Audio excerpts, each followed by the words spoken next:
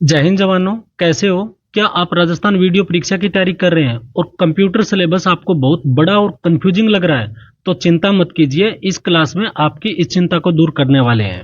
आपको विश्वास दिलाता हूं, इस क्लास के बाद आपको कंप्यूटर सिलेबस के लिए कोई और क्लास देखने की जरूरत नहीं पड़ेगी। तो आइए शुरू करते हैं क्लास। तो सबसे पहले इसका सिलेबस देखते हैं कि सिलेबस में क्या क्या टॉपिक्स दिए हुए हैं। तो सबसे पहला कंप्यूटर की विशेषता। दूसरा टॉपिक दिया हुआ है कंप्यूटर का संगठन, और संगठन के अंदर सब टॉपिक्स क्या क्या है। तो रैम पढ़ना है, हमें रोम पढ़ना है, फाइल सिस्टम पढ़ना है, इनपुट डिवाइस पढ़ना और कंप्यूटर सॉफ्टवेयर पढ़ना है। तीसरा टॉपिक दिया हुआ है हार्डवेयर और सॉफ्टवेयर के बीच में संबंध। चौथा टॉपिक दिया हुआ है ऑपरेटिंग सिस्टम। और पांचवा टॉपिक दिया हुआ है एमएस ऑफिस। एमएस ऑफिस के तीन भाग हैं, एमएस वर्ड, एमएस एक्सेल और पावर पॉइंट। इस क्लास में मैं आपको वीडियो का पूरा कंप्यूटर सिलेबस टॉपिक वाइज पढ़ाने वाला हूं और साथ में सबसे महत्वपूर्ण टॉपिक्स भी बताऊंगा जहां से प्रश्न आते ही आते हैं। तो सबसे पहले अध्याय में देखते हैं कंप्यूटर का सामान्य परिचय। तो सबसे पहले तो हम कंप्यूटर की परिभाषा देखते हैं कि परिभाषा क्या है। कंप्यूटर एक इलेक्ट्रॉनिक डिवाइस है जो इनपुट को प्रोसेस करके आउटपुट में बदल देता है। इनपुट हम देते हैं, कंप्यूटर प्रोसेस करता है और उसके बाद में हमें आउटपुट के रूप में मिल जाता है। तो इनपुट, प्रोसेस और आउटपुट, ये सारी प्रक्रिया है।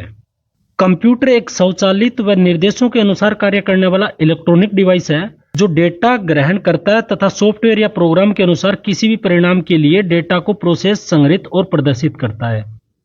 और कंप्यूटर शब्द की उत्पत्ति है वो लैटिन भाषा के कंप्यूट से हुआ है, और कंप्यूट का शाब्दिक अर्थ क्या है? गणना करना।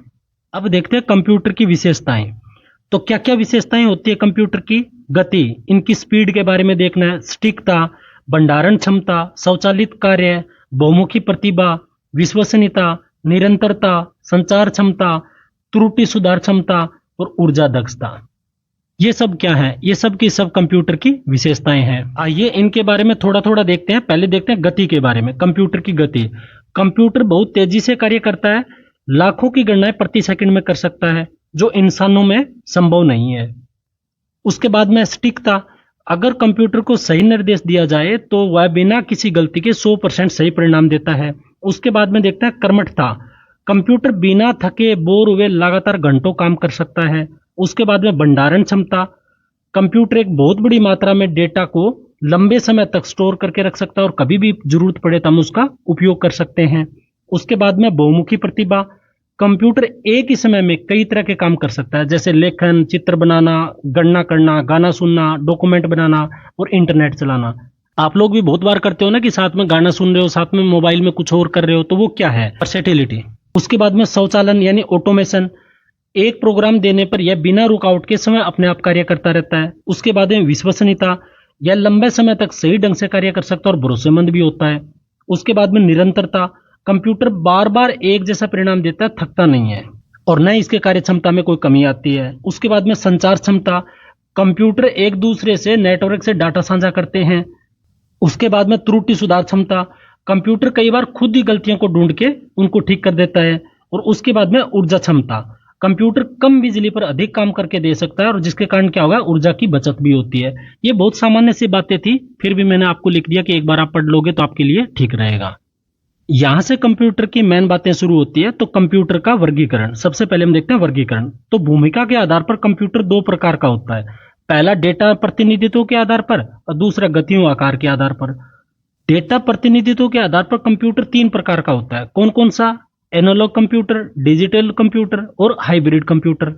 और गति और आकार के आधार पर चार प्रकार का होता है। Micro computer, mini computer, main frame computer और सुपर कंप्यूटर। आइए सबसे पहले देखते हैं डेटा प्रतिनिधित्व के आधार पर कंप्यूटर। ये तीन प्रकार के हमने पढ़ा था, एनालॉग कंप्यूटर, डिजिटल कंप्यूटर और हाइब्रिड कंप्यूटर। तो सबसे पहले लेते हैं एनालॉग कंप्यूटर। आराम से एक एक बात जानिए, एकदम समझ में आ जाएगा।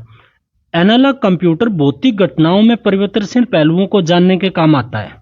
तो इसको किसके लिए यूज किया जाता है? तो फिजिकली मेजरमेंट के लिए, जैसे थर्मामीटर हो गया, स्पीडोमीटर हो गया, वोल्टमीटर हो गया। ये सब के सब किसके उदाहरण है? एनालॉग कंप्यूटर के। दूसरी इसकी बात यह है कि अंकों पर कार्य नहीं करता है। और तीसरी बात है कि भौतिक राशियों को मापन के लिए इसका उपयोग किया जाता है। इसका किसका? एनालॉग कंप्यूटर का। 2 नंबर पर आता है digital computer. Digital computer binary अंकों के सिद्धांत पर कार्य करता है। और बाइनरी अंक कौन कौन से होता है? तो 0 और 1 हमेशा यही रहेगा, ये याद रख लेना। दूसरा पॉइंट इसका है, प्रोसेस होने के बाद डेटा संख्या अक्सर संकेत के रूप में प्राप्त होता है, जैसे डिजिटल घड़ी। तो डिजिटल कंप्यूटर का सबसे अच्छा उदाहरण क्या है? डिजिटल घड़ी। उसके बाद में आता हाइब्रिड कंप्यूटर। ये नाम से ही पता है कि इसमें एनालॉग और डिजिटल दोनों तकनीक यूज की गई है। और इसका उदाहरण कौन सा है? ईसीजी हो गया, पेट्रोल पंप हो गया, रडार हो गया। और इनका उपयोग चिकित्सा क्षेत्र में भी किया जाता है। अब देखते हैं गति और आकार के आधार पर कितने प्रकार के बताए थे, तो 4 प्रकार के। कौन कौन से? Micro computer, mini computer, main frame computer और सुपर कंप्यूटर। तो पहले देखते हैं माइक्रो कंप्यूटर। इसे पर्सनल कंप्यूटर भी कहते हैं, जिसे हम शॉर्ट में पीसी बोलते हैं। इसके उदाहरण कौन कौन से हैं? तो डेस्कटॉप हो गया, लैपटॉप हो गया, कंप्यूटर हो गया। एटीएम भी इसी श्रेणी का, यानी एटीएम भी माइक्रो कंप्यूटर होता है। इनको माइक्रो कंप्यूटर क्यों कहा जाता है? क्योंकि इसमें माइक्रो प्रोसेसर लगा होता है।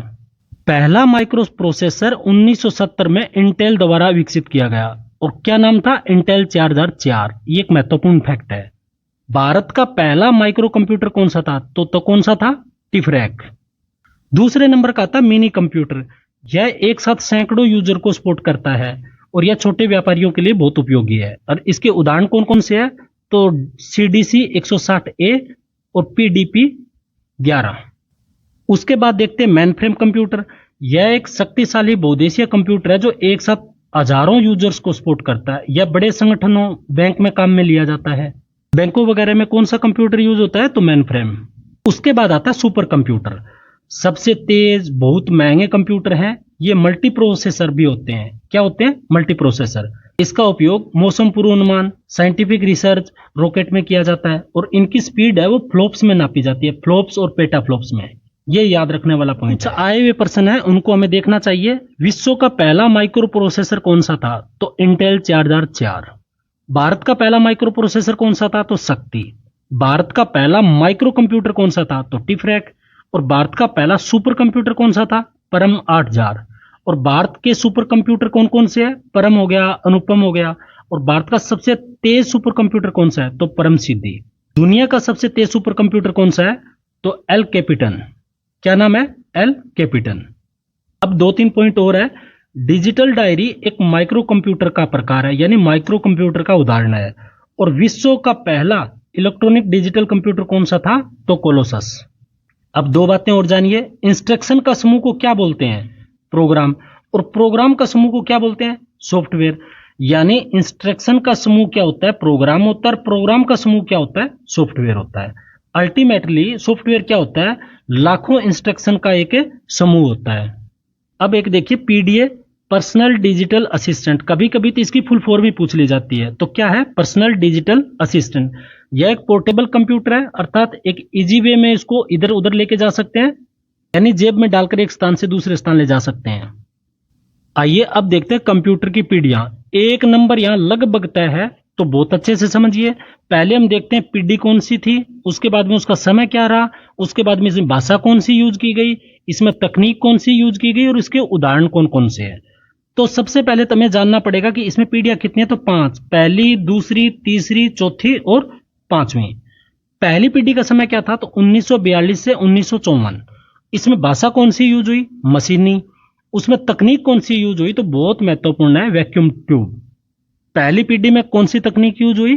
Vacuum tube. और उसके उदाहरण क्या है? एनीवेक, एडवेक, यूनिवेक।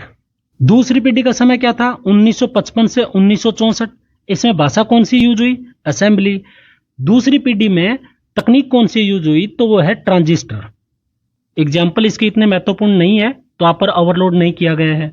तीसरी पीढ़ी देखिए, इसका समय क्या है? 1965 से 1974। और इसमें भाषा कौन सी यूज हुई? High level. इसमें तकनीक कौन सी यूज हुई? तो आईसी चिप। इसमें 2 प्रकार के इसके उदाहरण है, एक एसएसआई और दूसरा एमएसआई। एसएसआई की फुल फॉर्म क्या है? Small scale integrated. एमएसआई की फुल फॉर्म क्या है? Medium scale integrated. चौथी पीढ़ी है, इसका समय है 1975 से 1989। इसमें भाषा कौन सी यूज हुई? तो क्यूरी बेस्ड और डोमेन बेस्ड की। और सबसे महत्वपूर्ण इसका क्या है? तो इसमें तकनीक कौन सी यूज हुई है? वो है माइक्रो प्रोसेसर। माइक्रो प्रोसेसर कहां आया? तो चौथी पीढ़ी में। और इसके उदाहरण कौन से हैं? एप्पल 2 और क्रे 1। ये दोनों किसके उदाहरण है? चौथी पीढ़ी के। और VLSI, very large scale integrated. अब बात आती है पांचवी पीढ़ी की, तो इसका समय कौन सा है, तो 1989 से लेके आज तक यानी वर्तमान तक। इसमें भाषा कौन कौन सी यूज की गई, मरकरी, प्रोलोग, और यह किस तकनीक पर आधारित है, यूएसएलआई और एआई के। उदाहरण क्या है इसका, सबसे बड़ा इसका उदाहरण है रोबोट। रोबोट किस पीढ़ी का है, तो पांचवी पीढ़ी का। एआई के जन्मदाता कौन है, तो जॉन मैकार्थी। तो ये यहां पर जो लिख रखा है पीढ़ियों के बारे में, इसमें तकनीक यूज की गई क्योंकि ये क्वेश्चंस बार बार आए हैं। फर्स्ट में क्या था, वैक्यूम ट्यूब, सेकंड में क्या था, ट्रांजिस्टर, थर्ड में क्या था, आईसी चिप, फोर्थ में क्या था, माइक्रो प्रोसेसर, और फिफ्थ में क्या था, यूएसएलआई और एआई। अब देखिए यूनिएक, यूनिएक क्या है, पहला डिजिटल कंप्यूटर है। एडवेक, स्टोर्ड प्रोग्राम कंसेप्ट आधारित पहला कंप्यूटर है। और यूनिवेक क्या है, तो पहला व्यावसायिक डिजिटल कंप्यूटर है, व्यावसायिक डिजिटल कंप्यूटर है। ये एग्जाम में आने वाला एक भी पॉइंट नहीं छोड़ूंगा, बस धैर्य बना के ये एक क्लास देख लो। कंप्यूटर के आपके 10 के 10 नंबर पक्के हैं। आइए अब देखते हैं दूसरा अध्याय, कंप्यूटर का संगठन। कंप्यूटर का संगठन किसे कहते हैं, तो उस संरचना को कहते हैं जिसमें कंप्यूटर के विभिन्न भाग आपस में मिलके एक यूनिट की तरह काम करे। जैसे सीपीयू हो गया, मेमोरी हो गया, इनपुट आउटपुट डिवाइस हो गया, सॉफ्टवेयर हो गया। ये सब जब मिलके एक यूनिट की तरह काम करते हैं तो वो क्या होता है, कंप्यूटर का संगठन। इसमें सबसे पहले हम मेमोरी को देखते हैं। कंप्यूटर का वह हिस्सा जहां डेटा और निर्देशों का स्टोर किया जाता है, कहां पर, मेमोरी में। कंप्यूटर मेमोरी की विशेषता क्या है, तो देखिए कंप्यूटर मेमोरी एक फिजिकल डिवाइस है जिसका उपयोग कंप्यूटर में स्थायी तथा अस्थायी डेटा को, इंफॉर्मेशन को, इंस्ट्रक्शन को स्टोर किया जाता है या करने के लिए उपयोग किया जाता है। कंप्यूटर मेमोरी इनपुट आउटपुट दोनों प्रकार के डेटा को स्टोर कर सकती है। मेमोरी में डाटा बाइनरी के रूप में स्टोर होता है, और बाइनरी में आपको बार बार बता रहा हूं कि बाइनरी क्या होता है, 0 और 1 के फॉर्म में लिखा जाता है। मेमोरी को bit, nibble, byte, kilobyte, MB, GB जैसे जैसे आगे बढ़ते हैं उनमें नापते हैं। मेमोरी की सबसे छोटी इकाई बिट होती है, जबकि सबसे बड़ी इकाई ब्रोंटोबाइट। ब्रोंटोबाइट तो समय के साथ हो सकता है इसके बाद भी कोई आ जाए, लेकिन सबसे छोटी इकाई है जो मेमोरी क्या होती है, तो वो बिट होती है। इसको आप याद रखिए, ज्यादातर यही पूछी जाती है। आइए अभी मेमोरी की कुछ इकाइयां देखते हैं। जैसे बिट, बिट क्या होती है, बाइनरी डिजिट जिसको 0 और 1 के रूप में लिखते हैं। 4 बिट का एक निब्बल बनता है, ठीक। 8 बिट का एक बाइट बनता है, और 1 बाइट बराबर होता है 1 कैरेक्टर। ये लाइन आप याद रखना। 1024 बाइट का 1 किलोबाइट बनता है। 1024 किलोबाइट का 1 मेगाबाइट बनता है। 1024 मेगाबाइट का 1 गीगाबाइट बनता है। 1024 गीगाबाइट का 1 टेराबाइट बनता है। 1024 टेराबाइट का 1 पेराबाइट बनता है या पेटाबाइट बनता है। 1024 पेटाबाइट का 1 एक्साबाइट बनता है, जिसको ईबी के रूप में लिखते हैं। 1024 ईबी है वो 1 जेटाबाइट के बराबर है, और 1024 जेटाबाइट है वो 1 योटाबाइट के बराबर है, और 1024 योटाबाइट है वो किसके बराबर है, वो 1 ब्रोंटोबाइट के बराबर है, जो सबसे बड़ी वर्तमान में इकाई है। अब मेमोरी के बारे में थोड़ा और जानते हैं। मेमोरी का उपयोग प्रोसेसिंग के बाद प्राप्त परिणामों को स्टोर करने के लिए किया जाता है। और कंप्यूटर मेमोरी 2 प्रकार की होती है। कितने प्रकार की, 2 की। कौन कौन सी, प्राथमिक मेमोरी और द्वितीयक मेमोरी। प्राथमिक मेमोरी क्या होती है, यह आंतरिक मेमोरी होती है, यानी इंटरनल मेमोरी होती है, जो सीपीयू के लिए डेटा और निर्देशों का स्टोर करती है। और यह क्या होती है, यह अस्थायी होती है। इस बात को याद रखना कि प्राथमिक मेमोरी है वो अस्थायी होती है। अब वैसे तो मेमोरी 2 प्रकार की होती है, प्राथमिक और द्वितीयक। हमारे सिलेबस में है वो प्राथमिक दी हुई है, तो यहां पर हम सिर्फ प्राथमिक मेमोरी ही पढ़ेंगे। तो प्राथमिक मेमोरी को फिर हम 3 भागों में बांट सकते हैं, रैम, रोम और कैश मेमोरी। तो सबसे पहले हम लेते हैं रैम को। रैम की पहले तो फुल फॉर्म देखिए। रैम की फुल फॉर्म क्या है, रैंडम एक्सेस मेमोरी। रैम का दूसरा पॉइंट देखिए, सीपीयू है वो रैम का उपयोग करके किसी भी कार्य के बारे में प्राथमिक मेमोरी लोकेशन से जानकारी लिख और पढ़ सकता है। रैम है वो एक अस्थायी मेमोरी है, यानी वोलेटाइल मेमोरी है। इसको भी आप याद रखना, ये 2 प्रकार की, एक वोलेटाइल और एक नॉन वोलेटाइल। रैम एक वोलेटाइल मेमोरी है। इसे प्रेजेंट टाइम मेमोरी भी कह सकते हैं। लाइट जाने पर यह अपना डेटा खो देती है। इसका मुख्य कार्य क्या है, रैम का मुख्य कार्य क्या है, तो डेटा व प्रोग्राम्स को अस्थायी रूप से स्टोर करती है। और रैम को भी हम 2 प्रकार से बांट सकते हैं, पहला स्टैटिक रैम और दूसरा डायनेमिक रैम। स्टैटिक रैम को एस रैम कहा जाता है और डायनेमिक को डी रैम। पहले देखते हैं स्टैटिक रैम। इसमें परिवर्तन नहीं किया जा सकता, किसमें, स्टैटिक रैम में। रिफ्रेश करने की भी बार बार जरूरत नहीं पड़ती। एस रैम मेमोरी डेटा को स्टोर करने के लिए फ्लिप फ्लॉप्स का यूज करती है। और फ्लिप फ्लॉप से होता क्या है, यह एक बाइनरी सेल है जो एक बिट की इंफॉर्मेशन स्टोर भी करने में सक्षम है। अब देखते हैं डायनेमिक रैम। इसमें परिवर्तन किया जा सकता है और इसे बार बार रिफ्रेश भी करना पड़ता है। अब थोड़ा सा वर्चुअल या आभासी मेमोरी के बारे में जानिए। हार्ड डिस्क की खाली जगह पर बनाई जाती है। रैम की मेमोरी को बढ़ाने के लिए इसको यूज किया जाता है। किसको? वर्चुअल मेमोरी को। वर्चुअल मेमोरी ऑपरेटिंग सिस्टम का एक अंग होता है जिसकी सहायता से हम कई एप्लीकेशन को कंप्यूटर पर चला सकते हैं। वर्चुअल मेमोरी और मेन मेमोरी के बीच में प्रोग्राम को स्वैप करके चलाया जाता है। क्या करके? स्वैप करके। आइए अब जानते हैं रोम के बारे में। तो सबसे पहले आप जानिए रोम की फुल फॉर्म क्या है। Read only memory. डेटा को स्टोर करने का काम कौन करता है? तो रोम करता है। रोम एक स्थायी मेमोरी है। रैम है वो अस्थायी है, रोम क्या है? स्थायी मेमोरी है, यानी नॉन वोलेटाइल मेमोरी है। लाइट चले जाने पर भी ये डाटा को सुरक्षित रखता है। कंप्यूटर जब चालू होता है तो रोम में से निर्देश पढ़कर बूट प्रोसेस पूरा करता है। इसमें बायोस स्टोर होता है। किसमें? रोम में, जो हार्डवेयर को सही तरीके से काम करने का इंस्ट्रक्शन देता है। तो ये हो गई रोम के बारे में बातें। जैसे रैम 2 प्रकार की थी, उसी प्रकार रोम है वो 3 प्रकार का है। पी रोम, ईपी रोम, ईईपी रोम। तो सबसे पहले देखते हैं पी रोम। पी रोम का मतलब क्या है? Programmable read only memory. और ये डेटा इसमें मिटाया नहीं जा सकता। किसमें? पी रोम में। और ईपी रोम क्या है? Erasable programmable read only memory. और ये अल्ट्रावायलेट किरण से मिटाया जा सकता है। इसको मिटाया नहीं जा सकता, इसको अल्ट्रावायलेट किरणों से मिटाया जा सकता है। उसके बाद आता है ईईपी रोम। इसका मतलब क्या हुआ? Electronically erasable programmable read only memory. ये इसकी फुल फॉर्म है, कभी कभी पूछ लिया जाता है। और ये विद्युत के माध्यम से मिटाया जा सकता है। कंप्यूटर की बायोस सेटिंग ईईपी रोम में स्टोर होती है। याद रखना, जो बायोस सेटिंग होती है कंप्यूटर की वो कहां स्टोर होती है? तो ईईपी रोम में। अब रोम के हम बायोस देखते हैं और फिर देखेंगे सीमोस। पहले आप देखो बायोस, इसकी फुल फॉर्म देखो। फुल फॉर्म है बेसिक इनपुट आउटपुट सिस्टम। यह रोम में स्टोर होता है। और रोम में भी किस रोम में? ईईपी रोम में। कंप्यूटर को बूटिंग करने के लिए उपयोग किया जाता है। किसका? बायोस का। अर्थात कंप्यूटर स्टार्ट करने के लिए इसका प्रयोग किया जाता है। बायोस सारी सेटिंग स्टोर रखता है। बायोस को अगर मैं सामान्य भाषा में आपको बताऊं तो ये पहला सॉफ्टवेयर है जो कंप्यूटर चालू होने पर चलता है। और ये चेक करता है कि सारे हार्डवेयर जैसे कीबोर्ड, हार्ड डिस्क सब ठीक ठाक जुड़े हैं कि नहीं जुड़े हैं। फिर ऑपरेटिंग सिस्टम को लोड करना शुरू करता है। ये काम कौन करता है? तो बायोस। अब देखते हैं सीमोस। इसकी फुल फॉर्म क्या है? Complementary metal oxide semiconductor. CMOS एक प्रकार की बैटरी होती है जिसका कार्य बायोस में उपस्थित सभी सेटिंग को सिक्योर करना होता है। डेट एंड टाइम को बदलने या अपडेट करने के लिए उपयोग किया जाता है। और सीमोस का पहला काम होता है कंप्यूटर बंद होने के बाद भी क्लॉक को चालू रखना। सीमोस को अगर सामान्य भाषा में बताऊं तो बायोस को कुछ सेटिंग याद रखनी पड़ती है। जैसे आज डेट क्या है, समय क्या है, कौन सा हार्ड डिस्क से बूट करना है, कंप्यूटर बंद होने पर यह सेटिंग कैसे याद होगी, इस सब काम को कौन करता है? तो यह सीमोस चिप करती है। अब देखते हैं फाइल सिस्टम। सबसे पहले तो जानिए फाइल सिस्टम है क्या। कंप्यूटर में डेटा को स्टोर और व्यवस्थित करने की एक विधि है। फाइल सिस्टम किसी स्टोरेज डिवाइस में डाटा कैसा रखा जाएगा, फाइल का नाम कैसा दिया जाएगा और कैसे उसको एक्सेस किया जाएगा, यह काम कौन करता है? तो फाइल सिस्टम।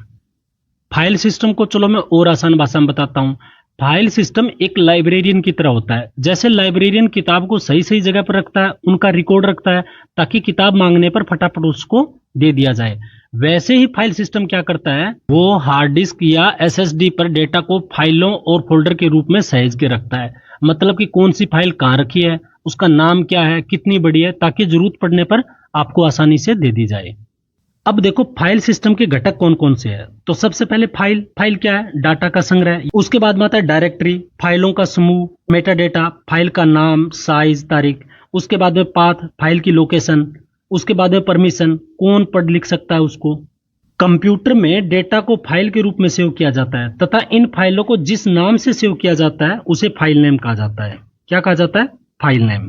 और फाइल नेम के मुख्य 2 भाग होते हैं। कौन कौन से? एक तो नाम और दूसरा एक्सटेंशन। नाम क्या होता है?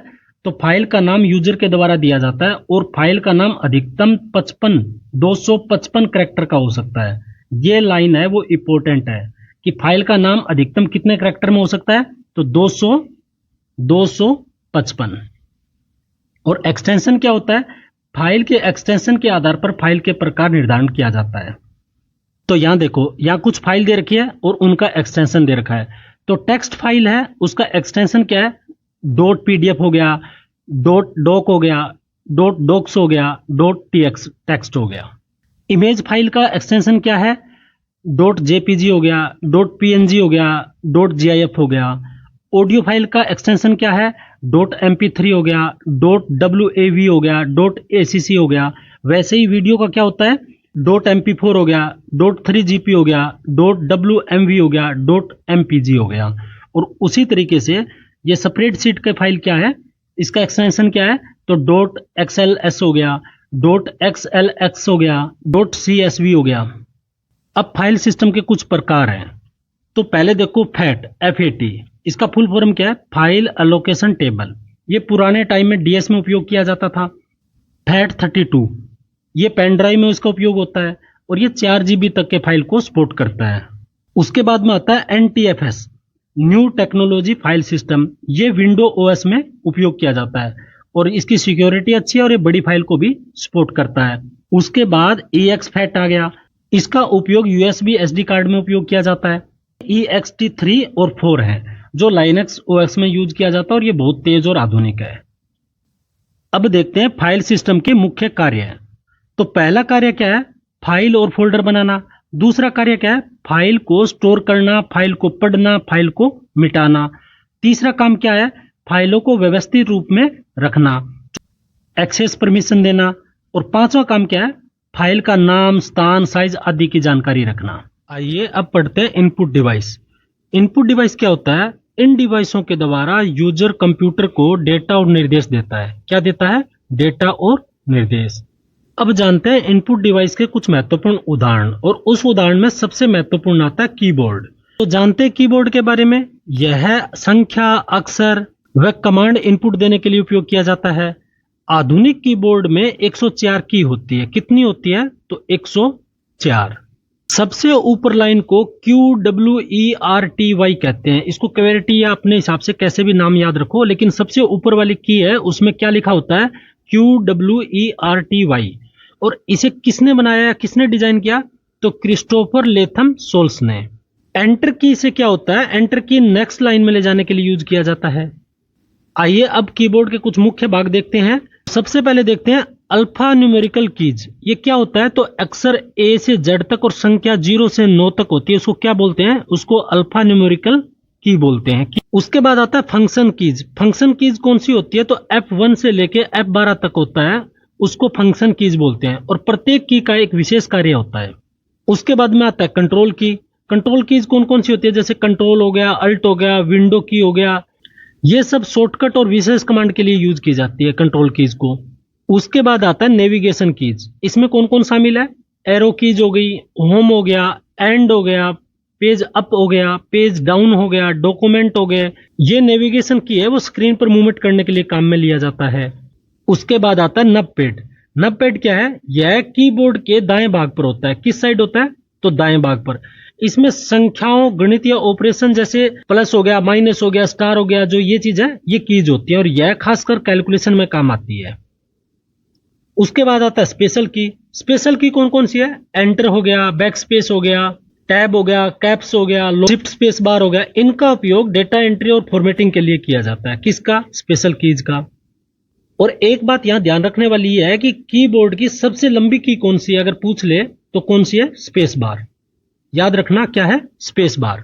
उसके बाद इनपुट डिवाइसेस के अन्य प्रकार है, कौन कौन से उसके उदाहरण, तो जॉयस्टिक हो गया, स्कैनर हो गया, OVR हो गया, OMR हो गया, OCR हो गया, मैग्नेटिक इंक करेक्टर हो गया, ट्रैक बॉल हो गया, डिजिटाइजर टेबल हो गया, वीडियो डिजिटल कैमरा हो गया और कार्ड रीडर हो गया। ये सब के सब जो आपको दिख रहे हैं ये किसके उदाहरण है, तो ये इनपुट डिवाइसेस के उदाहरण है। अब एक महत्वपूर्ण इनपुट डिवाइस है माउस। इसके बारे में जानते हैं। तो यह एक इनपुट डिवाइस है और स्क्रीन के बीच में इंटरफेस का काम करता है। कौन, माउस। 1963 में डगलस अंजेलबर्ट ने पहला कंप्यूटर माउस बनाया। किसने बनाया, तो अंजेलबर्ट ने। उसके बाद में माउस को पहली बार XY पोजीशन इंडिकेटर नाम से जाना गया है। और माउस के प्रकार कौन कौन से हैं, तो यांत्रिक माउस हो गया, ऑप्टिकल माउस हो गया और आजकल तो वायरलेस माउस भी आने लग गए हैं। उसके बाद में देखते हैं माउस को सामान्य 2 बटन और एक स्क्रॉल व्हील पाई जाती है। आपने देखा होगा ना कि एक लेफ्ट में और एक राइट में, दोनों साइड में होता है, एक बीच में एक पहिया से होता है, उसी को स्क्रॉल व्हील बोलते हैं। माउस का उपयोग क्या आता है? ड्रैग एंड ड्रॉप के लिए, राइट क्लिक के लिए, स्क्रॉलिंग के लिए, पॉइंटर मूवमेंट के लिए किया जाता है। और माउस की जो स्पीड है वो डीपीआई में मापी जाती है। डीपीआई की फुल फॉर्म क्या है? डेटा पर इंच। ये महत्वपूर्ण है, इसको आप एक बार लिख के जरूर देखना, डीपीआई। उसके बाद ये माइक्रोफोन है, ये क्या है? ये भी इनपुट का उदाहरण है, इसमें हम साउंड के माध्यम से देते हैं इनपुट। उसके बाद है वेब कैम, ये भी एक इनपुट का उदाहरण है। आइए अब देखते हैं कंप्यूटर का सॉफ्टवेयर। सॉफ्टवेयर क्या होता है? सॉफ्टवेयर एक प्रकार का प्रोग्राम या निर्देशों का समूह होता है जो कंप्यूटर को कार्य करने के लिए निर्देश देता है, और यह हार्डवेयर को नियंत्रित करता है। कौन? सॉफ्टवेयर। और यूजर को कार्य करने के लिए सुविधा प्रदान करता है। तो ये होता है सॉफ्टवेयर। और सॉफ्टवेयर कितने प्रकार के होते हैं? तो एक सिस्टम सॉफ्टवेयर और एक एप्लीकेशन सॉफ्टवेयर। तो सबसे पहले हम देखते हैं सिस्टम सॉफ्टवेयर। सिस्टम सॉफ्टवेयर एक प्रोग्रामों का समूह है जो हार्डवेयर और यूजर के बीच में पुल का कार्य करता है। कौन? System software. और सिस्टम सॉफ्टवेयर कितने प्रकार के होते हैं? तो operating system, utility software, device divider, firmware software और अनुवादक। अनुवादक के 2 भाग फिर आ जाते हैं, एक कंपाइलर और एक इंटरप्रेटर। तो सिस्टम सॉफ्टवेयर का सबसे पहले वाला भाग लेते हैं, ऑपरेटिंग सिस्टम। तो सबसे पहले जानते हैं कि ऑपरेटिंग सिस्टम होता क्या है। ऑपरेटिंग सिस्टम एक प्रोग्रामों का समूह है जो हार्डवेयर और यूजर के बीच में इंटरफेस का काम करता है। यह सिस्टम सॉफ्टवेयर का सबसे महत्वपूर्ण भाग है। कौन? Operating system. ऑपरेटिंग सिस्टम के भाग से ही कंप्यूटर बूटिंग की प्रक्रिया संपन्न करता है। ऑपरेटिंग सिस्टम के उदाहरण कौन कौन से हैं? तो विंडोज हो गया, लाइनेक्स हो गया, यूनिक्स हो गया, मैक ओएस हो गया, एंड्रॉइड हो गया, एमएस डोस हो गया, एक्सपी हो गया, विस्टा हो गया। ऑपरेटिंग सॉफ्टवेयर बनाने के लिए मुख्यतः C++ भाषा, कौन सी? C++ भाषा का उपयोग किया जाता है। और ऑपरेटिंग सिस्टम के मुख्य कार्य क्या क्या है? तो सीपीयू में हर प्रोग्राम को प्रोसेस करने के लिए एक एक करके भेजना, ये काम किसका है? ऑपरेटिंग सिस्टम का। मेमोरी मैनेजमेंट, किसी भी इनपुट को स्टोर करने का काम करता है। इनपुट आउटपुट का मैनेजमेंट, इनपुट डिवाइस से डाटा को रिसीव करता है और आउटपुट को ये डाटा को सेंड करता है। अगर मैं आपको सिंपल भाषा में बताऊं जो आपको समझ में आ जाए किताबी भाषा को छोड़ के, तो ऑपरेटिंग सिस्टम क्या होता है? तो ऑपरेटिंग सिस्टम पूरे कंप्यूटर का मैनेजर होता है। कंप्यूटर में कौन सा प्रोग्राम कब चलेगा यह ऑपरेटिंग सिस्टम तय करता है। और कंप्यूटर को स्टार्ट करने की प्रक्रिया जो बूटिंग होती है वो ऑपरेटिंग सिस्टम के लोड होने पर ही होती है। तो ये है ऑपरेटिंग सिस्टम। ऑपरेटिंग सिस्टम है वो मुख्यतः 3 प्रकार का होता है। कौन कौन सा? डिस्ट्रीब्यूटेड, नेटवर्क ऑपरेटिंग सिस्टम और रियल टाइम ऑपरेटिंग सिस्टम। तो सबसे पहले हम देखते हैं distributed. Multiple real time application और मल्टीपल यूजर्स की सेवाओं के लिए कई सेंट्रल प्रोसेसर का यूज होता है। इन सब को मैनेज कौन करता है? तो डिस्ट्रीब्यूटर। और इसके उदाहरण कौन कौन से हैं? तो लोकस हो गया और माइक्रोस हो गया। उसके बाद में आता है network operating system. Network operating system का उद्देश्य नेटवर्क में कई कंप्यूटरों के बीच साझा फाइल प्रिंट एक्सेस की अनुमति देना। तो कई कंप्यूटरों के बीच में जो फाइल और प्रिंटर का एक्सेस की अनुमति कौन देता है, वो साझा शेयर कौन करता है? तो नेटवर्क ऑपरेटिंग सिस्टम। उसके बाद में आता है रियल टाइम ऑपरेटिंग सिस्टम। समय अंतराल के लिए कार्य को कंट्रोल करना किसका काम है? रियल टाइम ऑपरेटिंग सिस्टम का। और इसका उदाहरण कौन सा है? VX works. आइए अब देखते हैं कुछ लोकप्रिय ऑपरेटिंग सिस्टम। मैक ओएस, यह एप्पल द्वारा डिजाइन किया गया। उसके बाद आता है यूनिक्स। पहले तो यूनिक्स की फुल फॉर्म देखिए, यूनिप्लेक्स इंफॉर्मेशन कंप्यूटिंग सिस्टम। और यह मल्टी यूजर ऑपरेटिंग सिस्टम है। कौन? यूनिक्स। उसके बाद में आता है लाइनेक्स, यह ओपन सोर्स ऑपरेटिंग सिस्टम है, यानी इसको फ्री में यूज किया जा सकता है। उसके बाद में आता है बोस, बहुत महत्वपूर्ण है, इस बोस को आप अच्छे से जानिए।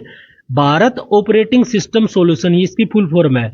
और यह लाइनक्स कर्नल की सहायता से बना भारतीय पहला ऑपरेटिंग सिस्टम है। तो यह भारत का बना हुआ लाइनक्स कर्नल की सहायता से भारत का पहला ऑपरेटिंग सिस्टम है। उसके बाद में आता है डोस, डिस्क ऑपरेटिंग सिस्टम, यह सिंगल यूजर ऑपरेटिंग सिस्टम है। उसके बाद में आता है Microsoft Windows. Windows multi user और मल्टी प्रोसेसिंग है। माइक्रोसॉफ्ट विंडोज क्या है? मल्टी यूजर और मल्टी प्रोसेसिंग है। इसके बहुत से वर्जन है, जैसे 95, 98, NT, XP, विंडो 11 है वो सबसे नवीनतम है।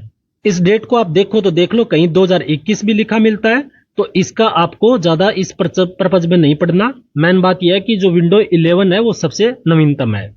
उसके बाद देखते हैं मोबाइल ऑपरेटिंग सिस्टम, जिसको एंड्रॉइड बोलते हैं। यह लाइनक्स से निकला हुआ मोबाइल ऑपरेटिंग सिस्टम है जो 2007 में आया था और यह गूगल का फ्री सॉफ्टवेयर है। उसके बाद में आता है iOS, यह आईफोन के लिए ऑपरेटिंग सिस्टम है।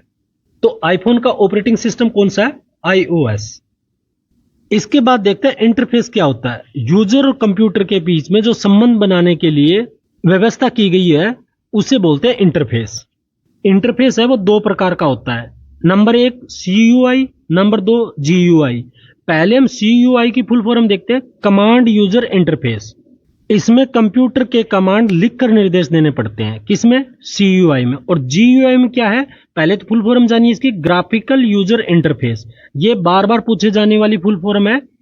इसमें यूजर को आइकॉन, मेनू, ग्राफिकल चित्र मिलते हैं जो माउस की हेल्प से क्लिक करके कंप्यूटर को निर्देश दिया जा सकता है। तो इसमें चित्र वाला है और इसमें लिख के देना पड़ता है। उसके बाद में आता है यूटिलिटी सॉफ्टवेयर। यह क्या है? यह एक प्रकार का कंप्यूटर प्रोग्राम है जो सिस्टम को सुरक्षित, तेज और व्यवस्थित बनाए रखने के लिए काम में आता है। और इसका मुख्य कार्य क्या है? तो कंप्यूटर का रख रखाव, बैकअप और वायरस स्कैन करने के लिए। किसका? यूटिलिटी सॉफ्टवेयर का। और इसके उदाहरण कौन से हैं? तो एंटीवायरस सॉफ्टवेयर, डिस्क क्लीनअप और विनरार, ये सब के सब क्या है? यूटिलिटी सॉफ्टवेयर है। उसके बाद आता है डिवाइस डिवाइडर। डिवाइस डिवाइडर क्या है? यह वह सॉफ्टवेयर होता है जो किसी विशेष हार्डवेयर डिवाइस को ऑपरेटिंग सिस्टम से जोड़ता है और बिना ड्राइवर के हार्डवेयर काम नहीं करेगा। यानी हार्डवेयर को यूज में लेने के लिए डिवाइस डिवाइडर का होना जरूरी है। जैसे प्रिंटर हो गया, ग्राफिक कार्ड हो गया, साउंड कार्ड हो गया। अब देखते हैं फर्मवेयर सॉफ्टवेयर। ये क्या है? यह सॉफ्टवेयर कंप्यूटर हार्डवेयर में स्थायी इंस्टॉल होता है। कौन? Firmware software. यह बूटिंग के समय सबसे पहले चलता है। तो बूटिंग के समय सबसे पहले क्या चलता है? तो फर्मवेयर सॉफ्टवेयर। और इसके उदाहरण कौन से? तो बायोस हो गया, UEFI हो गया। और बायोस की फुल फॉर्म क्या है? Basic input output software. Operating system व पीसी के हार्डवेयर के बीच में इंटरफेस का काम करता है। कौन? बायोस। यह कंप्यूटर बूटिंग के लिए उपयोग में लिया जाता है और सभी सेटिंग है वो बायोस रखता है। तो बायोस है क्या? ये पहला सॉफ्टवेयर है जो कंप्यूटर चालू होने पर चलता है। मतलब कंप्यूटर चालू होगा तो पहला सॉफ्टवेयर कौन सा चलेगा? तो बायोस चलेगा। उसके बाद आता है अनुवादक यानी ट्रांसलेटर। अनुवादक वह प्रोग्राम सॉफ्टवेयर होता है जो किसी भाषा में लिखे कोड को दूसरी भाषा जैसे मशीनी भाषा में बदल देता है ताकि कंप्यूटर उसको समझ सके। अनुवादक कितने प्रकार के होते हैं? दो प्रकार के। पहला है वो कंपाइलर है, दूसरा कौन सा? इंटरप्रेटर। तो सबसे पहले हम जानते हैं कि कंपाइलर क्या है। कंपाइलर एक विशेष प्रकार का प्रोग्राम होता है जो उच्च स्तरीय भाषा को, जैसे C हो गया, C++ हो गया, जावा हो गया, लिखे गए कोड को मशीनी भाषा में अनुवाद कर देता है। और मशीनी भाषा कौन सी होती है? तो 0 और 1। और जैसे ही इसको इसमें मिलता है तो कंप्यूटर उसको अच्छे से पहचान लेता है। और लोकप्रिय कंपाइलर कौन कौन से हैं? तो जैसे GCC, टर्बो-C, क्लैंग, जावा, ये सब क्या है? कंपाइलर के उदाहरण है। अब देखते हैं दूसरा इंटरप्रेटर। यह भी एक प्रोग्राम है जो उच्च स्तरीय भाषा कोड को लाइन टू लाइन पढ़कर निष्पादित करता है, यानी उसको ट्रांसलेट करता है। और यह डिबिंग में भी उपयोगी है क्योंकि तुरंत एरर पकड़ लेता है। और इसके उदाहरण कौन कौन से हैं? जैसे पाइथन हो गया, जावास्क्रिप्ट हो गया, रबी हो गया, PHP हो गया और ये मतलब हो गया। और ये सब के सब उदाहरण किसके हैं? तो इंटरप्रेटर के। अब देखते हैं एप्लीकेशन सॉफ्टवेयर। एप्लीकेशन सॉफ्टवेयर क्या होता है? तो वह सॉफ्टवेयर जो किसी विशेष कार्य या यूजर की आवश्यकता के अनुसार पूरा करने के लिए बनाया जाता है तो वो एप्लीकेशन सॉफ्टवेयर कहलाता है। जैसे MS वर्ड हो गया, एक्सेल हो गया, टैली हो गया, वेब ब्राउजर हो गया। एप्लीकेशन सॉफ्टवेयर कितने प्रकार के होते हैं? तो दो प्रकार के। एक सामान्य उद्देश्य के लिए और दूसरा विशेष उद्देश्य के लिए। तो सबसे पहले जानते हैं सामान्य उद्देश्य के लिए सॉफ्टवेयर। सामान्य उपयोग के लिए बनाया जाता है, जैसे MS वर्ड हो गया, MS एक्सेल हो गया, पावर पॉइंट हो गया, वेब ब्राउजर हो गया, VLC मीडिया प्लेयर हो गया। और इसके दो महत्वपूर्ण पॉइंट और है। वर्ड प्रोसेसिंग सॉफ्टवेयर, इसकी सहायता से टेक्स्ट या डॉक्यूमेंट बनाए जाते हैं, जैसे MS वर्ड हो गया, वर्ड पैड हो गया और वर्ड स्टार हो गया। ये सब और सब क्या है? डॉक्यूमेंट बनाने के लिए काम में यूज किया जाता है। उसके बाद में इलेक्ट्रॉनिक स्प्रेडशीट, इसके द्वारा यूजर द्वारा अपने डेटा को रो और कॉलम में व्यवस्थित कर सकता है, जैसे MS एक्सेल हो गया, लोटस 1 2 3 हो गया। एक बात यहां जानने जरूरी है, रो और कॉलम के सामूहिक रूप को क्या बोलते हैं? तो उसको बोलते हैं स्प्रेडशीट। DBMS, इसकी फुल फॉर्म क्या है? Database management system. यह रिकॉर्ड रखने में सक्षम है। और इसके उदाहरण क्या क्या है? MS Access, MySQL, DBase, FoxPro। और DBMS कितने प्रकार के होते हैं? तो 3 प्रकार के। कौन कौन से? नेटवर्क डेटाबेस, एसरिकल डेटाबेस और रिलेशनल डेटाबेस। नोट में क्या लिखा हुआ है? टेबल के प्रत्येक कॉलम को फील्ड कहा जाता है। टेबल का कोई भी कॉलम होता है उसको क्या कहते हैं? फील्ड कहते हैं। यह डेटा के विशेष भाग के लिए रिजर्व होता है, जैसे ग्राहक की संख्या होगी, ग्राहक का नाम हो गया, फोन नंबर हो गया, शहर हो गया, इन चीजों के लिए। देखते हैं DBMS के बारे में विशेष बातें। तो सबसे पहले देखते हैं SQL। इसकी फुल फॉर्म क्या है? Structured query language. यह क्या है? उच्च स्तरीय भाषा है। इसके द्वारा डेटाबेस संचालित किया जाता है और इसे ANSI भी कहते हैं। इसकी फुल फॉर्म क्या है? अमेरिकन नेशनल स्टैंडर्ड इंस्टीट्यूट है। वो एक कंप्यूटर प्रोग्रामिंग लैंग्वेज है। DDL, data definition language. इस कमांड से टेबल के स्ट्रक्चर में बदलाव कर सकते हैं, जैसे टेबल तैयार करना, डिलीट करना, ये सब किससे होता है? तो DDL से। उसके बाद में आता है DML। इसकी फुल फॉर्म क्या है? Data manipulation language. इस कमांड से डेटाबेस को मॉडिफाई किया जा सकता है। किससे? DML से। उसके बाद में आता है DQL। इसकी फुल फॉर्म क्या है? Data Curie language. इसका उपयोग डेटाबेस में से डेटा फेच करने के लिए किया जाता है। टेबल में एट्रीब्यूट की संख्या क्या कहलाती है? तो कार्डिनलिटी कहलाती है। क्या? कार्डिनलिटी। DBMS का उद्देश्य क्या है? तो रिलेशनल डेटाबेस में डेटा को स्टोर करना, मैनिपुलेशन करना और क्यूरी करना, ये सब किसका उद्देश्य है? तो DBMS का। आइए अब पढ़ते हैं अध्याय नंबर 3, कंप्यूटर के हार्डवेयर। सबसे पहले तो जानते हैं कि हार्डवेयर होता क्या है। तो कंप्यूटर हार्डवेयर कंप्यूटर के उन सभी भौतिक कंपोनेंट को कहते हैं जिन्हें हम छू सकते हैं और देख सकते हैं। अर्थात हार्डवेयर एक क्या है? टेंजिबल होता है। और हार्डवेयर के महत्वपूर्ण घटक कौन कौन से हैं? तो सबसे पहले तुम जानते हैं SMPS। इसकी फुल फॉर्म देखिए, स्विच मोड पावर सप्लाई। ये क्या काम करता है? कंप्यूटर में विभिन्न वोल्टेज प्रदान करता है तथा कंप्यूटर के विभिन्न घटकों को आवश्यकता के अनुसार वोल्टेज प्रदान करता है। यानी AC से DC में भी ये बदलता है और जिनको जितनी आवश्यकता होती है उतनी वोल्टेज देता है। उसके बाद आता है UPS, अनइंटरप्टेबल पावर सप्लाई। बिजली जाने पर कंप्यूटर को कुछ समय तक चलाने का बैकअप देता है, बैटरी बैकअप देता है। और कंप्यूटर हार्डवेयर को सामान्यतः 4 भागों में बांटा जा सकता है। कौन कौन से? Input device, output, processing unit, storage device. तो इसमें हमारे सिलेबस में सिर्फ इनपुट दिया हुआ है जो हमने पहले पढ़ लिया है। तो बचे हुए आउटपुट और प्रोसेसिंग और स्टोरेज डिवाइस का हमारा इस परीक्षा की दृष्टि से काम में नहीं है। इस क्लास का आधा सफर हमने पूरा कर लिया है। मुझे पता है लगातार ध्यान लगाए रखना बहुत मुश्किल काम है, लेकिन यही मेहनत है जो आपको हजारों बच्चों से आगे लेके जाएगी। आइए अब देखते हैं हार्डवेयर और सॉफ्टवेयर के बीच में संबंध, इनका आपस में रिलेशन क्या है। हार्डवेयर और सॉफ्टवेयर एक दूसरे के पूरक हैं। हार्डवेयर शरीर है तो सॉफ्टवेयर उसकी क्या है? आत्मा। बिना सॉफ्टवेयर के हार्डवेयर का कोई काम नहीं हो सकता और बिना हार्डवेयर के सॉफ्टवेयर का कोई काम नहीं चल सकता। इसलिए क्या बोल सकते हैं? तो ये एक दूसरे के पूरक हैं। एक कंप्यूटर सिस्टम को चलाने के लिए इन दोनों का एक साथ काम करना जरूरी है। इसमें पहला संबंध देखिए, एक दूसरे के पूर्ण निर्भरता। सॉफ्टवेयर के बिना हार्डवेयर केवल एक निर्जीव डिब्बा है। जैसे बिना ऑपरेटिंग सिस्टम के आपका लैपटॉप चालू ही नहीं हो सकता। और हार्डवेयर के बिना सॉफ्टवेयर का क्या काम आएगा? जैसे MS वर्ड है, उसको चलाने के लिए आपको क्या चाहिए? कंप्यूटर हार्डवेयर चाहिए। दूसरा है निर्देश और निष्पादन।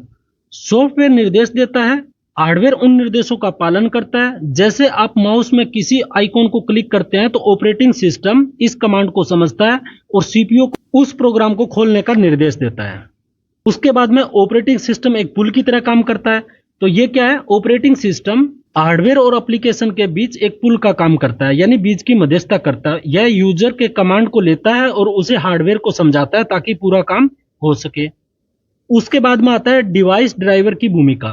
प्रत्येक हार्डवेयर कंप्यूटर से बात करने के लिए एक विशेष प्रकार का सॉफ्टवेयर की जरूरत पड़ती है, जिसे डिवाइस डिवाइडर कहते हैं। यह ड्राइवर हार्डवेयर और ऑपरेटिंग सिस्टम के बीच में संचार स्थापित करता है। बिना ड्राइवर के हार्डवेयर का काम नहीं चलेगा, यानी काम नहीं करेगा। अब हम इसके निष्कर्ष पर आते हैं। हार्डवेयर और सॉफ्टवेयर एक ही सिक्के के दो पहलू हैं। हार्डवेयर को कार्य करने के लिए मंच प्रदान करता है, जबकि सॉफ्टवेयर उस मंच पर कार्य कैसे करना है यह बताता है। यह एक उपयोगी और काम करने योग्य कंप्यूटर सिस्टम बनाने के लिए दोनों का एक साथ मिलकर काम करना अनिवार्य है। अब अगला चैप्टर आता है ऑपरेटिंग सिस्टम। हालांकि हमने ऑपरेटिंग सिस्टम पहले पढ़ लिया है, फिर भी आपका रिवीजन होगा, एक बार और देख लीजिए। ऑपरेटिंग सिस्टम वह सॉफ्टवेयर है जो उपयोगकर्ता और कंप्यूटर हार्डवेयर के बीच में सेतु का कार्य करता है और कंप्यूटर को चालू करने से लेकर बंद करने तक नियंत्रित करता है। कौन करता है? Operating system. हमने ऑपरेटिंग सिस्टम की विशेषता देखी थी। ऑपरेटिंग सिस्टम एक प्रोग्रामों का समूह है जो हार्डवेयर और यूजर के बीच में क्या करता है? इंटरफेस का काम करता है। यह सिस्टम सॉफ्टवेयर का सबसे महत्वपूर्ण भाग है। ऑपरेटिंग सिस्टम के भाग से ही कंप्यूटर का क्या होता है? बूटिंग प्रक्रिया संपन्न होती है। ऑपरेटिंग सिस्टम का उदाहरण आपको मैंने बताया था, विंडोज होती है, लाइनक्स होती है, यूनिक्स होती है, मैक्स ओएस होता है, एंड्रॉइड होता है, एमएस डोस होता है, एक्सपी होता है और विस्टा होता है। और सिस्टम सॉफ्टवेयर बनाने के लिए मुख्यतः C++ भाषा का यूज किया जाता है। और ऑपरेटिंग सिस्टम के कार्य क्या है? सीपीयू में हर प्रोग्राम को प्रोसेस करने के लिए एक एक करके भेजना, मेमोरी मैनेजमेंट, इनपुट आउटपुट का मैनेजमेंट, ये सब इसके मुख्य कार्य हैं। फिर हमने देखा था कि ये 3 प्रकार के होते हैं, डिस्ट्रीब्यूटेड, नेटवर्क और रियल टाइम। उसके बाद में हमने कुछ लोकप्रिय ऑपरेटिंग सिस्टम के बारे में बताया था, जैसे एमएस ओएस हो गया, यूनिक्स हो गया, लाइनक्स हो गया, बोस हो गया, डोस हो गया, माइक्रोसॉफ्ट विंडोज हो गया, मोबाइल ऑपरेटिंग सिस्टम जैसे एंड्रॉइड हो गया, आईओएस एप्पल के लिए हो गया। तो ये हमने कुछ लोकप्रिय ऑपरेटिंग सिस्टम देखे थे। अब देखते हैं बस के कुछ महत्वपूर्ण पॉइंट। डाटा बस, यह डाटा ले जाने के लिए काम करता है। एड्रेस बस, ये एड्रेस देने के लिए काम करता है। कंट्रोल बस, ये नियंत्रित संकेत देने के लिए काम करता है। अब देखते हैं मदरबोर्ड।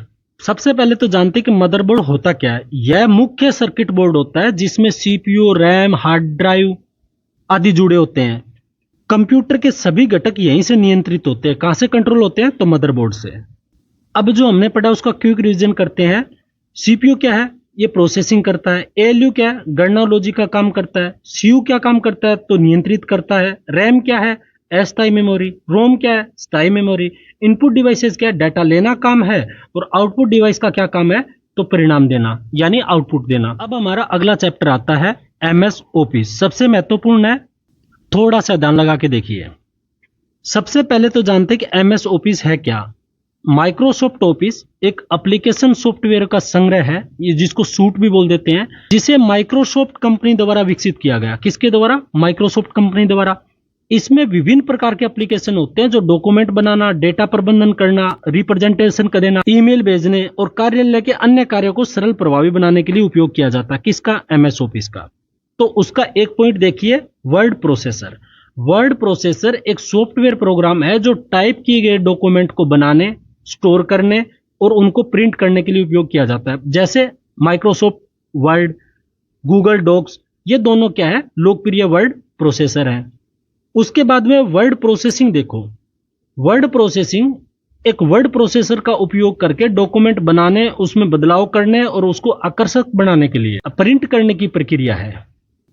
अब वर्ड प्रोसेसिंग की कुछ विशेषता जानते हैं। सबसे पहले उसमें दिया होता है वर्ड रैप। वो क्या होता है? जब वर्ड प्रोसेसर अपने अगली लाइन में चला जाता है तो उसे क्या कहते हैं? Word rap. उसके बाद में ग्रामर चेक।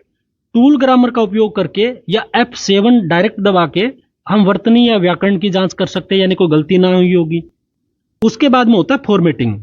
इससे हमें क्या पता चलता है कि हमारा डॉक्यूमेंट कैसा बनेगा और कैसा दिख रहा है। उसके लिए हमें वर्ड फॉर्मेटिंग में जाना पड़ता है। और ये 2 प्रकार की होती है। कौन सी? एक तो वर्ड फॉर्मेटिंग और दूसरा पैराग्राफ फॉर्मेटिंग। वर्ड फॉर्मेटिंग है वो फ़ॉन्ट का आकार, फ़ॉन्ट का रंग, सुपरस्क्रिप्ट के लिए काम में आता है। और पैराग्राफ अलाइनमेंट और इंडिकेशन के लिए। उसके बाद में आप मार्जिन के बारे में जानिए। मार्जिन क्या है? Left, right, top, bottom, edge के बीच की दूरी को क्या कहा जाता है? मार्जिन। जैसे मैं एक यहां पर चित्र बना के दिखाता हूं। जैसे ये पेज है, पेज में यहां अगर ऊपर जगह छोड़ी हुई है या बराबर में जगह छोड़ी हुई है, यहां छोड़ी हुई है, नीचे जगह छोड़ी हुई है, तो ये जो जगह छोड़ी हुई है इसको क्या बोलते हैं? इसको बोलते हैं मार्जिन। स्पेशल बाइंडिंग के लिए छोड़े गए विशेष स्थान को गटर मार्जिन कहा जाता है। किसको? स्पेशल बाइंडिंग के लिए कोई जगह छोड़ते हैं उसको गटर मार्जिन बोलते हैं। और गटर मार्जिन 2 पोजीशन में हो सकती है, या लेफ्ट में हो सकती है या टॉप में हो सकती है, या तो इस साइड में हो सकती है और या यहां हो सकती है। अब देखते हैं इनमें जो सब टॉपिक आए उनके बारे में, क्योंकि यहां से प्रश्न कई बार आया हुआ है। पहला है अलाइनमेंट। अलाइनमेंट क्या होता है? पाठ को 4 तरीके से अलाइनमेंट कर सकते हैं। कैसे? लेफ्ट, राइट, सेंटर और जस्टिफाई के रूप में। उसके बाद में आता टेबल्स। टेबल्स क्या है? एक टेबल रो और कॉलम से बनी होती है। बहुत महत्वपूर्ण लाइन है। टेबल किससे बनी होती है? रो और कॉलम से। डॉक्यूमेंट में अधिकतम कॉलम कितने हो सकते हैं, तो 63, और न्यूनतम रो कितनी हो सकती है, 1, और कॉलम कितना हो सकता है, 1। रो और कॉलम न्यूनतम तो हो सकते हैं 1, और किसी भी डॉक्यूमेंट में अधिकतम कॉलम कितने हो सकते हैं, तो वो हो सकते हैं 63। उसके बाद में हेडर या एडिंग के ऊपर होता है। जैसे मैं फिर पेज बनाता हूं, ये पेज है, जैसे इसके ऊपर का हिस्सा क्या है, ये क्या है, ये हेडर है। यह पेज के मार्जिन की जगह लेता है, तो ये जगह ले ही ली। उसके बाद में फुटर, फुटर क्या होता है, तो ये जो पेज के नीचे का भाग है, यहां पर जगह छोड़ते हैं, उसको बोलते हैं फुटर। ये पेज के अंत में होता है और ये बॉटम का जगह लेता है। उसके बाद में आता है फुट नोट। ये कहां होता है, तो ये पृष्ठ के अंत में होता है, लेकिन फुटर के ऊपर, यानी ये फुटर की जगह आ गई, इसके ऊपर ये जो जगह है ना, ये क्या है, ये फुट नोट। उसके बाद में एंड नोट, ये डॉक्यूमेंट के अंत में लगता है। इसके बाद में आता है बुक मार्क। इसका प्रयोग डॉक्यूमेंट में स्थित लोकेशन स्थान को एक नाम के द्वारा पहचान देने के लिए किया जाता है, जिसे भविष्य में आसानी से ढूंढा जा सके। उसके बाद में आता है विंडो लाइन। विंडो लाइन क्या है, यह पैराग्राफ की लास्ट लाइन होती है, लेकिन अगले पेज की क्या होती है, पहली लाइन। वो क्या होती है, विंडो लाइन। और ऑर्फन लाइन क्या होती है, यह पैराग्राफ की पहली लाइन होती है, जो पिछले पेज की आखिरी लाइन होगी। ये जो एमएस ऑफिस होता है, जिसे एमएस ऑफिस सूट भी बोलते हैं, इसमें क्या क्या शामिल होता है, तो उसमें एमएस वर्ड शामिल होता है, एमएस एक्सेल शामिल होता है, एमएस पावर पॉइंट शामिल होता है, माई एक्सेस होता है, एमएस आउटलुक होता है, एमएस नोट होता है। तो हमें इसमें क्या पढ़ना, हमारे सिलेबस में ये ऊपर के 3 दे रखे हैं, वर्ड, एक्सेल और पावर पॉइंट। सबसे पहले तो एमएस ऑफिस के वर्जन देखते हैं। एमएस ऑफिस 95 ये कब आया, तो 1995 में, और ये 32 बिट का पहला वर्जन था। उसके बाद में एमएस ऑफिस 1997 में आया। उसके बाद में एमएस ऑफिस 2003 आया, ये आखिरी क्लासिकल मेन्यू वर्जन था। उसके बाद में 7 आया एमएस माइक्रोसॉफ्ट 365। इसको आप थोड़ा सा जानिए, ये लॉन्च कब हुआ, तो 2011 में। सब्सक्रिप्शन आधारित ये पहला अपडेटेड एमएस ऑफिस है। उसके बाद में 2013 आया, उसके बाद में 2021 आया, और अंतिम और नवीनतम कौन सा है, तो 2024। एमएस ऑफिस 2024 क्या है, ये सबसे नवीनतम वर्जन है। अब देखते हैं एमएस वर्ड। एमएस वर्ड क्या है, सबसे पहले तो ये जानिए। एमएस वर्ड की फुल फॉर्म है माइक्रोसॉफ्ट वर्ड। वर्तमान में वर्ड प्रोसेसर के रूप में एमएस वर्ड है, वो सबसे अधिक उपयोग में लिया जाता है। और इसका काम क्या है, तो डॉक्यूमेंट तैयार करके देता है, जिसमें हम डॉक्यूमेंट बनाते हैं, किसमें बनाते हैं, एमएस वर्ड में। और ये स्टार्ट कैसे होता है एमएस वर्ड, तो पहले स्टार्ट पे जाना आपको, फिर ऑल प्रोग्राम पे जाना है, फिर माइक्रोसॉफ्ट ऑफिस पर जाना है, और वहां पर आपको मिल जाएगा क्या, एमएस वर्ड। अब एमएस वर्ड के बारे में कुछ बातें जानते हैं। तो इसके ऊपर एक आपको टाइटल बार देखने को मिलेगा। यह बार विंडो के सबसे ऊपर होता है, और तथा यह एक्टिव डॉक्यूमेंट को दर्शाता है। एक्टिव डॉक्यूमेंट को कौन दर्शाता है, तो टाइटल बार। उसके बाद में आता है मीनू बार। यह टाइटल बार के नीचे वाला बार होता है। इसमें कई ऑप्शन दिए होते हैं, किसमें, मीनू बार में। उसके बाद में आता है स्टैंडर्ड टूल बार। इसका प्रयोग अनेक रूप से किया जाता है। फॉर्मेट पेंटर भी इसी से प्राप्त होता है, किससे, स्टैंडर्ड टूल बार से, जिसके द्वारा टेक्स्ट पर की गई फॉर्मेटिंग को अन्य किसी टेक्स्ट पर भी लागू किया जा सकता है। उसके बाद है ऊर्ध्वाधर कलर बार, जिसको वर्टिकल बार भी बोलते हैं। इसका प्रयोग से डॉक्यूमेंट की टॉप और बॉटम मार्जिन को सेट किया जाता है। उसके बाद आता है स्टेटस बार। यह बार एक्टिव डॉक्यूमेंट की स्थिति दर्शाता है, जैसे कर्सर किस पेज पर है, किस कॉलम पर है, या किस लाइन पर है। और उसके बाद आता है वर्किंग स्पेस। विंडो में वे स्थान जिस पर टेक्स्ट आदि टाइप हम करते हैं, वो क्या होता है, वर्किंग स्पेस होता है। अब एमएस वर्ड से संबंधित शॉर्ट कीज है, इनको आप देख लो। कंट्रोल प्लस ए दबाने से क्या होगा, select all. Control plus B दबाने से क्या होगा, बोल्ड। कंट्रोल प्लस सी दबाने से कॉपी। कंट्रोल प्लस डी दबाने से फॉन्ट के ऑप्शन के लिए। कंट्रोल प्लस ई दबाने के लिए सेंटर के लिए। कंट्रोल प्लस एफ दबाने के लिए फाइंड के लिए। कंट्रोल प्लस जी क्या काम आता है, तो डॉक्यूमेंट में सीधे किसी पेज या लाइन पर जाने के लिए। कंट्रोल प्लस एच किसी टेक्स्ट को हटाकर उसके स्थान पर अन्य टेक्स्ट लिखने के लिए कंट्रोल प्लस एच का यूज होता है। कंट्रोल प्लस आई इटालिक टेक्स्ट को हाईलाइट करने के लिए, जैसे हम तिरछा लिखते हैं ना, उसको बोलते हैं italic. Control plus J justify के लिए। कंट्रोल प्लस के हाइपरलिंक बनाने के लिए। Control plus L select to left. Control plus M text के इंडेंट को बढ़ाने के लिए, अर्थात पैराग्राफ की दूरी बढ़ाने के लिए। इसमें का आपको मैं सामान्य बात बताता हूं, कंट्रोल के साथ में ए बी सी डी कुछ भी लिखा आपको दिखे ना, तो जैसे ए से आल हो गया, बी से बोल्ड होगा, सी से कॉपी होगा, तो आप उससे रिलेट करना। उसके बाद में control plus N new document के लिए, ओ ओपन करने के लिए, पी प्रिंट करने के लिए, आर राइट साइड जाने के लिए, एस एक्टिव डॉक्यूमेंट में सेव करने के लिए, टी हैंगिंग इंडेंट के लिए, यू अंडरलाइन के लिए, वी पेस्ट करने के लिए, एक्स कट के लिए, कंट्रोल प्लस वाई ये रीडू के लिए है, और कंट्रोल प्लस जेड के इसके लिए है तो अंडू के लिए है। ये दोनों महत्वपूर्ण आप देख लेना। बैक स्पेस से क्या होगा, तो कर्सर के बाईं ओर एक अक्षर लिखा होता है, एक कैरेक्टर लिखा होता है, वो मिट जाएगा, और कंट्रोल प्लस बैक स्पेस से बाईं तरफ का एक पूरा शब्द ही मिट जाएगा। आइए अब देखते हैं MS Excel, Microsoft Excel. MS Excel एक स्प्रेडशीट प्रोग्राम है। स्प्रेडशीट प्रोग्राम का यूज गणितीय गणनाओं, सांख्यिकीय डाटा का विश्लेषण, बजट बनाने, वित्तीय लेन देन का रिकॉर्ड रखने, पेरोल बनाने के लिए किया जाता है। तो स्प्रेडशीट का मुख्य काम क्या है, गणना करना, डेटा तैयार करना, और यहां सब कुछ ग्रिड में उपलब्ध रहता है। आइए अब जानते हैं वर्कबुक। एक्सेल प्रोग्राम में काम करने के लिए बनाई गई फाइल को वर्कबुक कहा जाता है, और वर्कबुक वर्कशीट का ही संग्रह होता है। प्रत्येक वर्कबुक में बाय डिफॉल्ट वर्कशीट होती है, इसे इच्छा अनुसार घटाई और बढ़ाई जा सकती है। इसका मतलब क्या हुआ, पूरी एक्सेल फाइल है वो वर्कबुक कहलाती है, और एक वर्कबुक में कई वर्कशीट हो सकती है। वर्कशीट एक स्प्रेडशीट है जो एक्सेल प्रोग्राम का वर्क एरिया होता है, यानी कार्य क्षेत्र होता है, और वर्कशीट को रो और कॉलम में विभाजित किया जाता है। रो और कॉलम का इंटरसेक्शन मिलान बिंदु को सेल कहा जाता है। सेल कैसे आपको पता चले सेल कैसी होती है, तो जैसे ये है, यहां जो क्रॉस करा ये जो बीच का हिस्सा है इसको बोलते हैं सेल। अतः वर्कशीट है वो सेल का संग्रह होता है।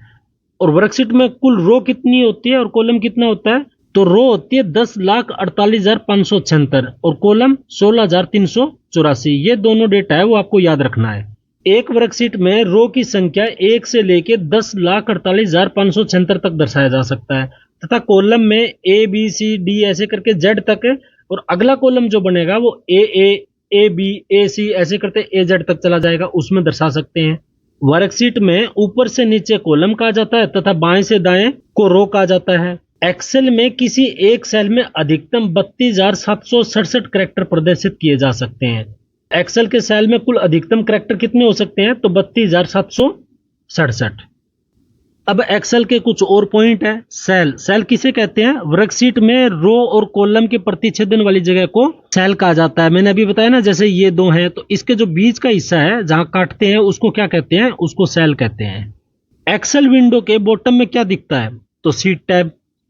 एक्सेल प्रोग्राम में फार्मूला प्रारंभ किससे होता है, तो चिन्ह से। एक्सेल में फार्मूला बराबर के निशान से शुरू होता है, यानी इस चिन्ह से स्टार्ट होता है।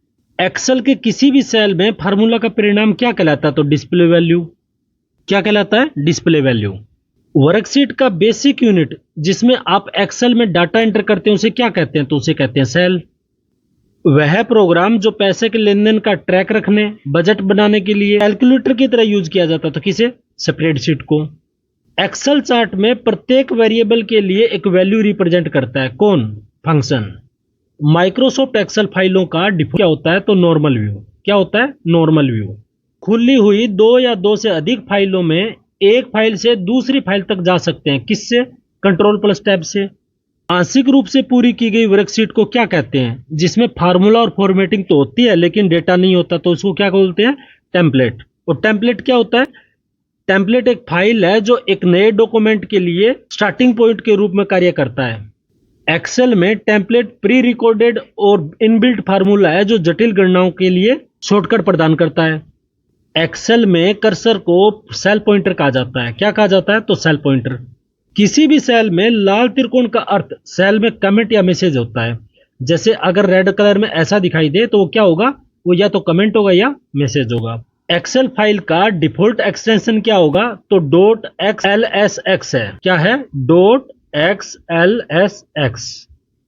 अब एमएस एक्सेल के शॉर्ट की देखिए। F1 हेल्प के लिए, F2 सिलेक्ट सेल को एडिट करने के लिए, F5 किसी भी विशेष सेल पर जाने के लिए, F7 स्पेलिंग चेक करने के लिए, F9 सभी शीट्स के सभी सेल को अपडेट करने के लिए, कंट्रोल प्लस ए पूरी स्प्रेडशीट को सिलेक्ट करने के लिए, कंट्रोल प्लस एन न्यू के लिए, कंट्रोल प्लस ओ ओपन के लिए, कंट्रोल प्लस एस सेव के लिए, कंट्रोल प्लस पी प्रिंट के लिए, कंट्रोल प्लस सी कॉपी के लिए, कंट्रोल प्लस एक्स कट करने के लिए, कंट्रोल प्लस वी कट या कॉपी के मैटर को पेस्ट करने के लिए, कंट्रोल प्लस एफ फाइंड के लिए, कंट्रोल प्लस अप पिछली सीट पर जाने के लिए, कंट्रोल प्लस डाउन अगली सीट पर जाने के लिए, और कंट्रोल प्लस टैब है वो पिछली सेल पर जाने के लिए। आइए अब देखते हैं MS power point, Microsoft power point. इसका पहला पॉइंट है, यह एक प्रेजेंटेशन प्रोग्राम है जो सूचनाओं को स्लाइड फॉर्मेट में कार्य करता है और इसे संक्षिप्त में पीपीटी कहते हैं। पीपीटी की फुल फॉर्म क्या है? Power point presentation. Power point को माइक्रोसॉफ्ट ने डेवलप किया है। किसने किया है? माइक्रोसॉफ्ट ने। स्लाइड एडिट करने, जोड़ने, घटाने, पिक्चर जोड़ने, एनिमेशन जोड़ना, घटाना आदि के लिए पावर पॉइंट का यूज किया जाता है। और इसका जूम लेवल कितना होता है? पावर पॉइंट का जूम लेवल कितना होता है? तो बाय डिफॉल्ट ये 100 होता है। इसको कम से कम हम 10% कर सकते हैं और अधिक से अधिक 400%। बहुत महत्वपूर्ण लाइन है, इसको आप अच्छे से देखिए। पावर पॉइंट ओपन करने के लिए शॉर्ट की है वो P1 का यूज करते हैं। किसका? P1 का। पावर पॉइंट को मूल रूप से एप्पल मैकिंटोश ने बनाया था। आइए अब देखते हैं पावर पॉइंट से संबंधित शॉर्ट कीज। तो सबसे पहले है कंट्रोल प्लस एन। इससे क्या होगा? न्यू ब्लैंक प्रेजेंटेशन बनाने के लिए काम आता है। कंट्रोल प्लस ओ ओपन करने के लिए, कंट्रोल प्लस एस सेव करने के लिए, कंट्रोल प्लस पी प्रिंट करने के लिए, कंट्रोल प्लस एफ फाइंड के लिए, कंट्रोल प्लस एच रिप्लेस के लिए, control plus W presentation file को क्लोज करने के लिए, कंट्रोल प्लस एंड कर्सर को टेक्स्ट के अंत में ले जाने के लिए, कंट्रोल प्लस होम कर्सर को टेक्स्ट के शुरू में ले जाने के लिए,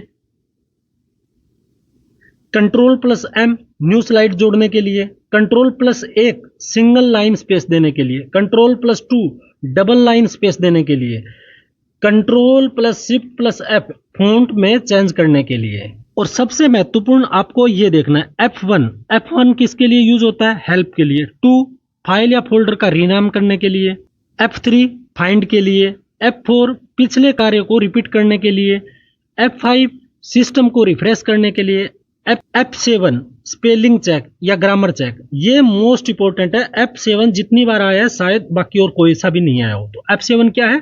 ग्रामर चेक या स्पेलिंग चेक करने के लिए। F8 MS वर्ड में टेक्स्ट को सिलेक्ट करने के लिए। F9 लैपटॉप की स्क्रीन को ब्राइटनेस बढ़ाने के लिए। और F10 मेनू को ओपन करने के लिए। और F11 कंप्यूटर की फुल स्क्रीन को ओपन करने या बंद करने के लिए यूज किया जाता है। F12 सेव एज को ओपन करने के लिए। ये MS वर्ड में है। मैंने यहाँ पर क्या चेंज किया है? CPU है, इसकी फुल फॉर्म ये दे रखी है और ये किसके बारे में है या किससे रिलेट करता है ये भी साथ में एक्स्ट्रा आपको हिंदी में लिख दिया ताकि आपको ये लंबे समय तक याद रह सके। तो CPU की फुल फॉर्म क्या है? Central processing unit. और ये इसको क्या बोलते हैं? CPU को कंप्यूटर का दिमाग। रैम को क्या बोलते हैं? अस्थायी मेमोरी। और रैम की फुल फॉर्म क्या है? Random access memory. उसके बाद में रोम की फुल फॉर्म क्या है? Read only memory. और इसको क्या है? ये स्थायी मेमोरी है। OS ऑपरेटिंग सिस्टम मुख्य सॉफ्टवेयर होता है कंप्यूटर का। PC पर्सनल कंप्यूटर जिसको व्यक्तिगत बोलते हैं। GUI graphical user interface screen पर आइकॉन और मेनू के लिए। बहुत इंपॉर्टेंट है, आप याद करना। दूसरा ALU arithmetic logic unit CPU का एक हिस्सा होता है ये। IT information technology. WWW world wide web internet पर वेबसाइटों का एक विशाल नेटवर्क होता है, उसको बोलते हैं। URL यूनिफॉर्म रिसोर्स लोकेटर किसी भी वेबसाइट या वेब पेज का पता होता है। HTTP hypertext transfer protocol internet पर डेटा भेजने और प्राप्त करने का नियम होता है ये। उसके बाद में HTTPS hypertext transfer protocol secure, यह सुरक्षित संस्करण है जो डेटा को एन्क्रिप्ट करता है। IP इंटरनेट प्रोटोकॉल नेटवर्क पर हर डिवाइस में एक यूनिक पता होता है। LAN लोकल एरिया नेटवर्क एक छोटे क्षेत्र का network. WAN wide area network क्षेत्र एक बड़े भौगोलिक क्षेत्र का नेटवर्क। Wi-Fi वायरलेस फिडेलिटी बिना तार के internet connection. VPN virtual private network एक सुरक्षित और प्राइवेट कनेक्शन। USB बहुत महत्वपूर्ण है, यूनिवर्सल सीरियल बस। याद रखना, यहाँ सीरीज दे देता है, कुछ और दे देता है, लेकिन है क्या यहाँ? Serial. Universal serial bus device को कंप्यूटर से जोड़ने वाला पोर्ट होता है। HDD hard disk drive data store करने वाली पुरानी तकनीक की storage device. SSD solid state drive data store करने वाली नई और बहुत तेज storage device. HDMI high definition multimedia interface. उसके बाद में आता है BIOS BIOS basic input output system, computer चालू होने पर सबसे पहले चलने वाला प्रोग्राम जो हार्डवेयर की जांच करता है। उसके बाद में आता है CD compact disc data store करने वाली एक ऑप्टिकल डिस्क। उसके बाद में आता है DVD digital versatile disc, CD से ज्यादा डेटा स्टोर करने की क्षमता रखता है ये। उसके बाद आता है PDF जो आप दिन रात आप बोलते रहते हो PDF दे दो PDF दे दो, इसके अलावा कुछ बोलते नहीं हो। आपको ब्लैक बोर्ड के ऊपर पीले पेन से लिख देंगे एक पेज पर एक, जिसको PPT बोलते हैं, आपको हर 10 मिनट बाद में दे देते हैं। आपको लगता है यही नोट्स हैं। आप कभी किसी इंस्टीट्यूट से उसका ओरिजिनल नोट्स मांग के देखिए, फिर मुझे कमेंट करके बताइए। बहुत गड़बड़ बात, अरे बाबा। उसके बाद में आता है API एप्लीकेशन प्रोग्रामिंग इंटरफेस। यह दो अलग अलग सॉफ्टवेयर को आपस में बात करने या जोड़ने में मदद करता है। HTML hyper text markup language website के पेज बनाने के लिए इस्तेमाल होने वाली मुख्य भाषा। SQL structured query language. SMTP simple mail transfer protocol. उसके बाद में आता है POP3 post office protocol 3। IMAP internet message access protocol. उसके बाद में आता सिम सब्सक्राइब आइडेंटिफाई मॉड्यूल।